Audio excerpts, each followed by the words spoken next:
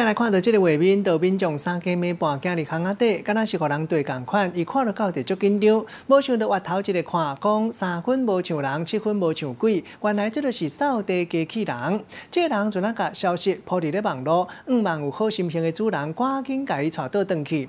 无意外，这篇文章拢总3000外人点入去看，也阁有一寡人哭诉，讲装笑来闹话，讲这就是里长级的扫地机器人。某人拢个天气较寒，机器人的主人都爱赶紧甲伊带倒转去。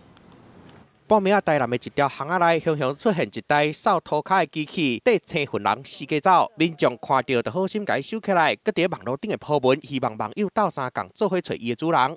扫地机没有人认领。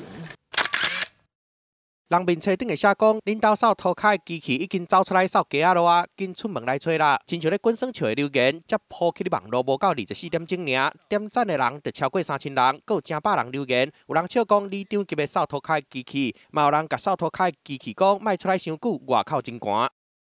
那个转角一直跑到那边，跑不掉我，再收起来。来到现场，发现到伊的民众讲，这台机器伫路口挖过来了后，就一直甲因对，认为主人有可能就住伫附近，过顿工就摕这台机器一户一户去吹。